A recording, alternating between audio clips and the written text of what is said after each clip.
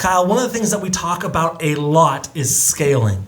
And we talk a lot about our systems that we use to scale. We talk a lot about our structure. We talk a lot about how to do it, the successes and failures.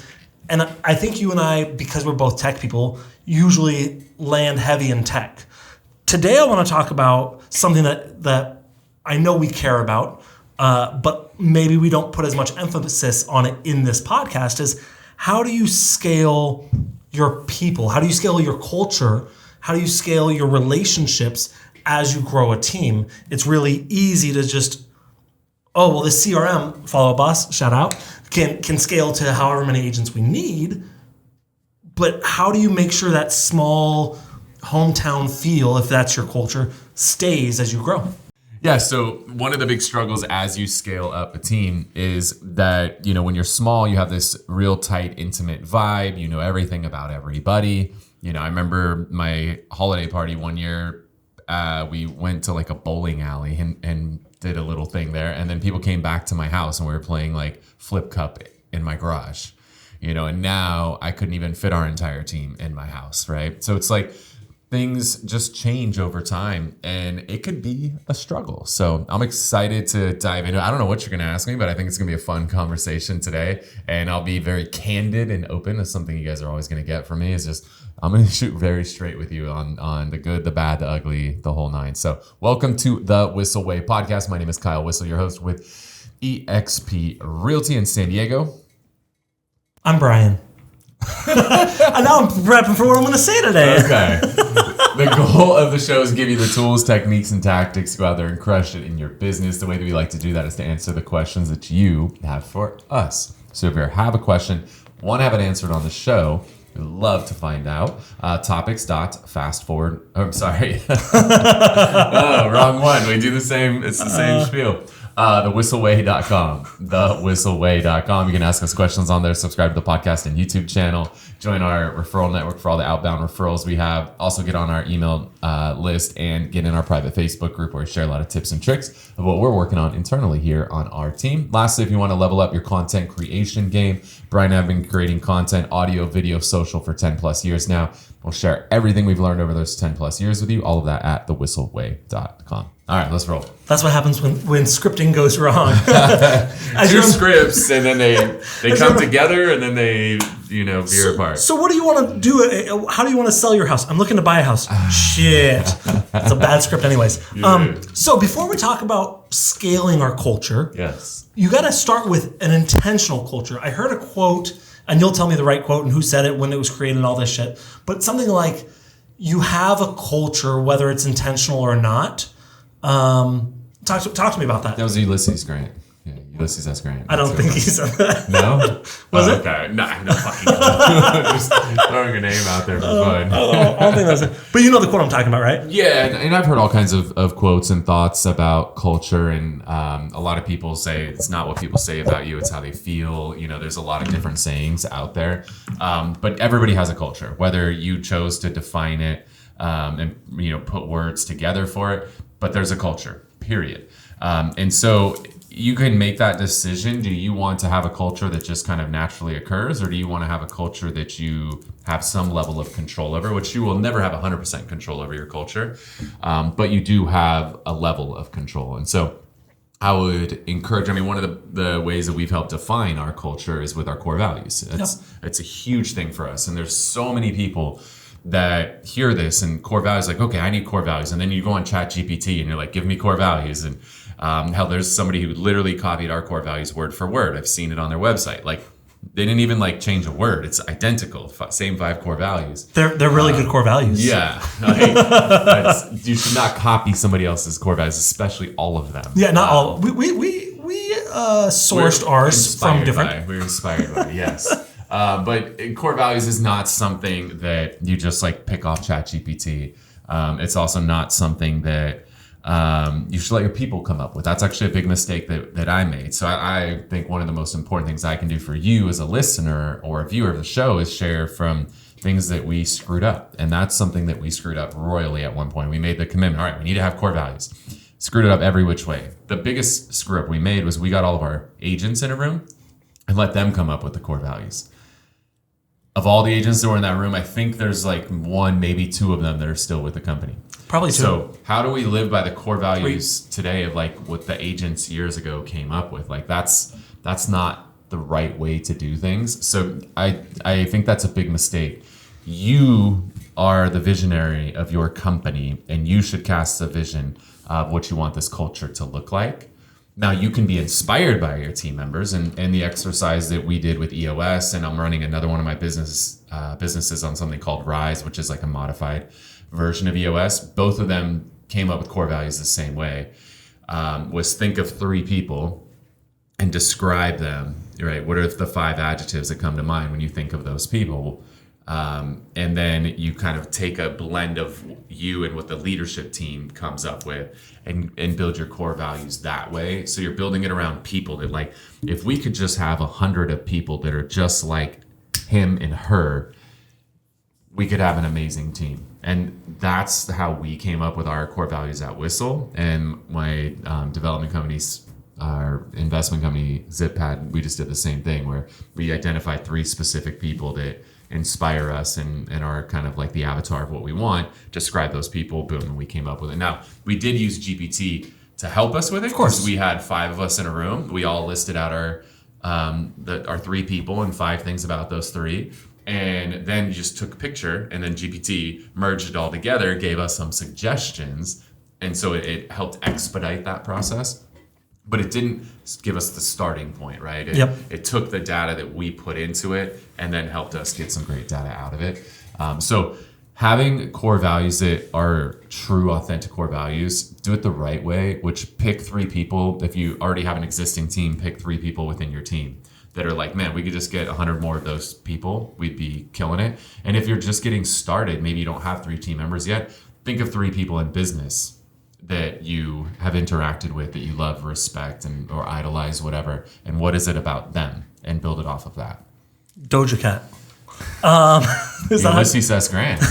You always just throw in random names. The other thing I wrote down here is like you said, you have to be intentional about it. So I love that we start with core values. I love that that's how we build it out. But I also wrote you got to budget for it. If you don't if you're just like, oh yeah, we have a culture. And I think that's, you can determine what it is and how you want it to be, but are you going to do weekly, monthly, quarterly get-togethers with the team? Are you going to do awards? Are you going to do whatever? And is the team going to pay for it? Are you going to say, hey, come over to my house, we're going to hang out in the backyard, it's potluck? Like, know what you're going to do and put a budget for it. Because I've seen people, and it's funny because we're both in this room, some people like me will budget $0 for it and say, look, I want to do it, but let's spend no money. Kyle will spend, what's our budget for this year? 4 times that, and say, let's just get lunch for everyone and their family, and we'll just ship them to the Philippines and whatever. And so I think there's a good medium in there somewhere of, hey, let's build a budget. Let's make sure we are intentional with this, but also don't go crazy. Yeah. My next question, and this is a question I've been thinking about a lot lately, and I don't know the answer, and I'm curious to your answer. Cliques within a team, are they good or are they bad? As long as the cliques adhere to the core values, they can be great. You're gonna, as you scale, you're going to have some cliques. There's gonna have to be some subgroups within the overall group that you have. And I just go back to high school, college. There were little groups of people that had similar interests, and I don't think there's anything wrong with that. Every society is that way. So, maybe you're on the chess club, or you're on the debate team, or you do the intramural sports or whatever. Like, there's all that kind of stuff. So I think that you have to have subgroups as you continue to scale, because as you do scale, right, we're at 120 agents roughly total right now. It's everybody, doesn't want to feel like one of 120. Yep. But if they can feel like one of 20, that feels better than one of 120. So if there's a group of 20, like there's a book club. I think it's actually like a disguise for a drinking club, but they call it a book club. It's in real estate, obviously. Yeah, most clubs are drinking clubs. Yes. But But like that's cool. There's a group that gets together. They pick a book every month. They read. They get together. They just happen to drink while they talk about the book. But like that's great, right? There's a group that gets together and plays pickleball, Dungeons and Dragons, like whatever. Like I think all that stuff is great. You got to have all these little subgroups within the overall group, and I think that's very healthy as long as everybody's sticking to the core values. And that's where like these core values we talk about, like these have to be real. These are not something you like come up with one time, put them on a sheet of paper, never talk about them again. Maybe you put them up on the wall or something, and then you're like, all right, we did it. No, like we hire to the core values, we raise to the core values, we fire to the core values. Like regardless if somebody's a top producing agent, we'll fire them. Like we've had to make some tough decisions over the years, but it's for the betterment of the team. And I had this in my talk that I just did for Fast Forward, is every time you allow somebody to slide, you're redrawing the line, right? So if you allow somebody to get away with something, you just move that line back and move that line back, and you're allowing them more space. You got to have a line somewhere, and you can't allow people to cross it. But if you do, you're moving the line every time. How important would you classify culture in a growing organization? Whatever the highest number is on the scale that we're using. I don't know what your scale is. Are we 1 to 5 or it's like out of 7 bananas probably. Yeah. 7 out of 7 bananas. It's extremely high. There's got to be a focus on the culture, right? And it's something that when people interview with us, one of the things we do is we have them come in the office on a Tuesday to sit in on a meeting. And I want them to, because I could tell you what my culture is, but I want you to experience my culture. And so every time we bring a new agent on the team, I end up doing a lunch with them and ask them, like, why did they choose Whissel? And that's almost always one of the things that's mentioned. I came to a Tuesday meeting. I loved the culture. I loved the vibe. I knew this was the right place. Like, that's what I want, and that's what you should want for your team. And you should also want a culture that repels people, too. You should actually want that, right? Like, I've been in offices where people are showing up in, like, flip-flops, and they're showing up, whenever they want. The place is a mess. It's a pigsty. I've been in other offices where, like, it's closed door. Nobody talks to each other, and it's very competitive inside the offices to a fault. Like, there's a lot of things, too, like, you could have very negative cultures. I want to repel the people that are like closed off and don't like to share. I want to repel the people that, want to show up in board shorts and flip flops. I want to repel the people that aren't okay with cursing, right? That's also why I want you to come to Tuesday. Like we drive emphasis using cursing words sometimes. And I understand that rubs some people the wrong way, and that's okay. I'm not for everybody and everybody's not for me. And if that's going to be a problem early, let's get you out. If tech is going to be a big problem for you, like let's figure that out up front. I'd rather you not join us. There's other teams you can go join that are far less tech centered. So your culture should also repel people in a good way, right? Yeah. Sometimes I think we think of the word repel as a bad thing, but repelling people is a positive thing. I actually want to push people away that aren't going to fit with our culture. Because it's expensive to bring someone on when they don't fit, both in time and money. You get signs and business cards and all that stuff, but also they spend hours training. They spend so much energy trying to tell them how to email a PDF, and you're just like, I can't help you. And so, yeah, we've gotten an email or two saying, I remember I got an email from someone, I don't know why they sent me an email, I'm like, hey, maybe Kyle should curse less. I'm like, maybe you shouldn't work here. Yeah. It's just, and in the nicest way, I'm like, hey, look, I hear you. I appreciate your feedback. I appreciate that doesn't work for you. I use the same talk with when I talk about social media and I talk about posting politics or controversial topics. I say, hey, look, I recommend against it. I'm very risk averse. If anyone's watching this for the first time, you probably have already picked up on Brian something. did jump off a cliff on Sunday night, though. Yeah, it was a parachute. It was cool. fine. I didn't see it as a scary thing. Anyways, but what I tell people is I say, look, if you post something political or controversial, you may very well likely get closer to your tribe, but also you will turn off people that are the other way. So just know that and be okay with that and know your audience. And so I think that's important. What is something that someone can do right now? They say, hey, look, and maybe they have a smaller team, right? Maybe 10 agents. and they say, my culture is all over the place. I have some dudes that show up at 7 a.m., they wear a suit, they close the door. Some guys come in at 11 and leave at noon. It's all over the place. I can't fire my whole team because no one's cohesive. How would you help that team develop more of an intentional culture over time? I mean, I think ours happened by happenstance originally. Not till we put EOS in place and established those core values did we like truly define what that culture was. And when we defined it, a lot of it was what we were already doing, but it also, we made some things and modifications in there of what we didn't want to put up with, right? That we didn't want to allow moving forward in the future. So I think regardless of what your size is, you define that. And then you can also recruit yourself out of mistakes you've made in the past. So whether that was a cultural mistake or maybe you had the wrong split model or whatever, right? You can recruit yourself out of a lot of these problems. So there's sometimes where it's too hard to go back and change the past, but you can change the future and you just recruit your way out of that. Because again, as you scale and you bring new people in, when they come in, they don't know what the past was. The past starts to fade pretty quickly. Yeah. And you'll inevitably have some people that hang on to the past. Like, things have changed. It's not the way it used to be. And that's okay. You got to get comfortable. If you want to scale up, you've got to get comfortable with the fact that you're going to have some people that are not going to like when you scale up. But where we should go with that is like, if you want to scale and you want those people that have been with you for a long time, oftentimes your top performers, to be okay with it, you got to have very clear standards in place for what it takes to be a member of this team. And so for us, we have standards with activities that people complete as well as production. And if people don't hit those standards or expectations, whichever term you prefer to choose, then you will be cut from this team. I was just talking to leadership this morning, and there's a few people, I don't know if it's 5, but it's close to a handful of people that are about to get cut because they haven't hit the standards. And the top agents in my company, the ones that have been here a long time, if we didn't do that, I would lose my top agents by keeping these bottom agents.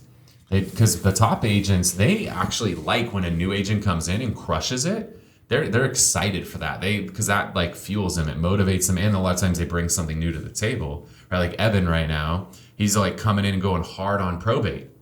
And nobody in our team's ever gone after probate. They're like, wait, what's this guy doing? What's this probate thing about? And he's selling a bunch of homes. He's doing well with it. Like, the top agents like that. They don't like the agent who comes in and just asks a million questions and does absolutely nothing. They're an asshole is the term. Like, ask questions, do nothing. They don't want to be surrounded by assholes. They want more Evans, right? They want more Evans that are coming in, crushing it, pushing them. Like, oh man, if I don't get my shit together, this guy's gonna pass me. My top agents want that, and that is part of our culture. Is we have people who welcome that, not like, oh no, this guy's gonna catch me out. Like, I don't like this. Like, no, they are motivated by it. I love giving our top agents shit. For example, Adrian, I think, was on vacation for 2 months, the first 2 months, or December, January, something like that. And so every week I saw him, I gave him shit for other people being ahead of him. Of course, I knew he was on vacation. I knew he wouldn't have closings January 3rd. I'm aware of this. And he was aware of this. But man, I love giving him shit. I'm like, man, look at you, number 13. And he was like, he would laugh it off, but I could tell he's like, just wait. I'm like, well, show me. And then pretty soon there, he jumped back up. But okay, talking about top agents and talking about, again, where we are now, I want to talk about where people maybe, if they're listening to this and go, okay, I want to get there.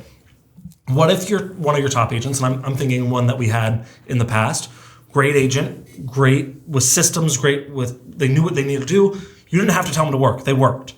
But they didn't fit our culture. They hid themselves away. They didn't share their secrets.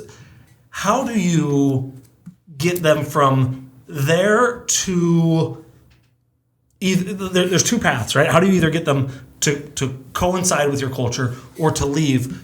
You don't want to be like, hey, top agent, you're not very nice to people. You're fired. Like, that's the wrong way to do it. But you also don't want to let them skate, because then you're telling everyone else, it's okay if you don't do this. I would say if somebody kind of keeps to themselves and just does their own thing, I'm not going to cut somebody for that, because that's not going to be completely out of alignment with core values. It's more when they go against the core values. when somebody is causing problems and making waves, that's more where we're going to have to cut somebody. So where I want to kind of explain this a little bit more. One of our core values has come from contribution. Yeah. And I remember at a meeting, I remember where I was, I remember where they were sitting. We're at North Park. I know you're talking about. Yep. Yeah. And you said, oh, Smithy, I don't think that's anyone's name we've ever hired. Smithy, you have done this a lot. You know, you've been really successful. What have you done? And Smithy says, oh, I'm not going to share. As someone else is literally up saying, this is how I do this step by step by step. And they go, no. I'm like, what the fuck, dude? Well, honestly, that person will get run off because we have a core value contribution. We also have another one of experience and share. And so, and somebody's in that, and we're talking this situation now, I know where you're headed with it. That's out of alignment with core values, Correct. Right? They're not coming from contribution, right? Trying to help the team out. They're not experiencing and sharing. So that's going to be out of alignment with multiple core values, which is going to cause a problem. And more often than not, if your core values are strong enough, it'll actually run them off, or they don't even want to be a part of it. Because the fact that people keep coming up and asking for them to share and they refuse to share, they're just like, this is not what I want, you know, and that person, great, they're doing their own thing now, Yep. which is exactly where they belong. And they can do whatever the fuck they want over there. That's great for them. But your core values will actually repel or push people away that are out of alignment with them organically. And that's what happened there. So we didn't even have to, that person, we didn't even have to have a conversation, right? Because it was like, there was all this sharing and they realized that they were not a fit for what we were doing. Yeah. And chose to, you know, go on their own and do their own thing. So how do you, I think this is the last thing we have before we wrap up. How do you have a corrective conversation with someone who is out of alignment with your core values? At what point is the line of like, hey, that's way over the line, you gotta go? Like if they murder someone, probably they'll get fired. Maybe. Probably. Maybe. Not always, but probably. What if they sell enough homes? No. Well, it depends how long they're jailed. So, like, there's some things that are obvious, but how do you find that line, and then how does that conversation look? Is it 3 strikes and you're out? Is it a, hey, I'm going to give you a 1 warning and turn your shit around? Or like, how does that work? I think it just matters how egregious it is, Okay. right? I mean, there's some things, you know, we had somebody here at the office at a party that did some things, and there's no conversation needed after stuff like that. And then there's other people where there's corrections that are possible. So I would say it's a case-by-case basis. I wouldn't say that it's a cut and dry kind of thing, that it's always this, always that. We handle every case as it comes, but there's definitely cases where there's not even a conversation necessary. It's just automatically cut. I don't care who you are, what your production is. The evidence is clear, and you're gone. And those conversations, it's important to do them in person. You're not texting them and say, Never. Hey, why aren't you sharing, right? It's not a Slack message, it's not an email. And you approach that. I know one thing that you have worked very hard on over the last 10 years is coming from curiosity. Hey, I've heard this. Tell me your side, or just asking questions. Yeah, not jumping to conclusions, because there's always, you know, 3 sides to every story. There's your side, my side, and the truth. But I want to at least hear both sides so I can make a determination. Now, in that particular event, I had 4 different people who all experienced the exact same thing. There was nothing needed, right? 4 different people all corroborated the same thing. Men and women, they all experienced it. Like it was as clear as could be. But if I hear something about somebody, I don't necessarily jump to conclusions anymore. I ask questions. Cool. Anything else you want to add for someone? I said that was the last thing, but I lied. Well, yeah, the last thing is one of the traps I found myself, and this is another mistake that I want to help you guys avoid. First, if you have those clear standards, it helps with this problem. What I used to do is I would get the reports of like what everybody was doing, and my brain would go straight to the bottom. Like, why is this person here? Why is that person there? It was really unhealthy because now I'm just thinking negatively and just putting myself in a negative state. Once the standards were really dialed in and enforced, then I never worried about those people because the system was going to take care of them. I now get to just focus on my top, and really I'm like most focused on the top 10, maybe top 20, you know, as we scale bigger, but I'm just focused on them and I love on them and I know all the details, right? Like Adrian, I know like very, you know, all of our top people, I know them very intimately, far beyond what's happening. Yeah, it's love, baby. I know what's happening not only on the field, but off the field with them. And I think that's important. So I'm in a much deeper relationship with the people that are at the top of the company. That's where I focus. And it's fun It fuels me, right? When I was focusing on the people at the bottom, it was draining me. Now I focus on the people at the top and it fuels me.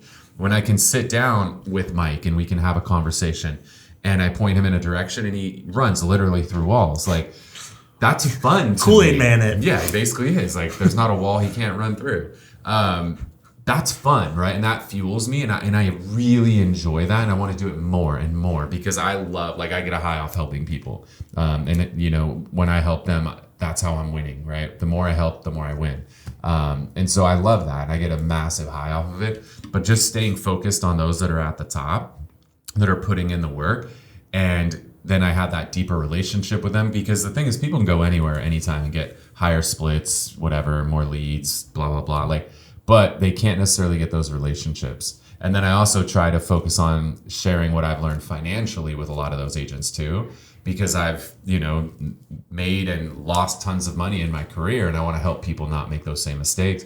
And I also want to help them get to a position where they're not giving 50% of their money back to the government for taxes. And so when I can help people beyond just the sale, that I feel like adds a lot of value of why somebody wants to stay here versus leave, because they're not getting that anywhere else. Nobody else is teaching them how to run a P&L. Nobody else is teaching them how to mitigate taxes and, you know, depreciation and cost segregation and all the things that we're doing.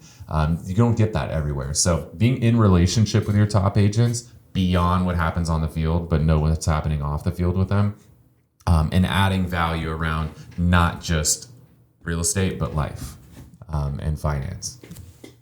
Mic drop. Good? Yeah, I'm good. Cool. That'll be a good clip. We'll share that one. It was very long, but we'll see. Can't you go longer with reels and all that shit? Up to 3 minutes. Yeah, we got that in 3. It'll be good.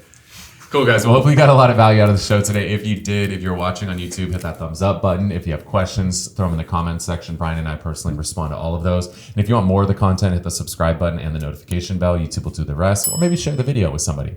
Also, if you're listening on a podcast platform, if you want more of the content, hit that subscribe button. And if you could spend a minute or two and just write a quick review, those reviews on podcasts are gold, and they're greatly appreciated on our side. Are you doing a rapid fire at the end here? No. You didn't prep for that? We're good. No, you bumped me up 2 hours and then another 30 minutes, so I ran out of time. Cool. Well, I got a jam I'm about to go share at Inman Connect, which is in San Diego. Thank you, Inman, for not doing your middle of summer event in Vegas anymore, where it's 120 degrees. It's in sunny San Diego, so I'm stoked to go share at Inman. And with that said, guys, if you want to stay connected with us, hit us up on Instagram at Kyle Whissel, at Bryan Koci. Thanks so much for tuning in to this episode of the Whissel Way podcast. See you next time.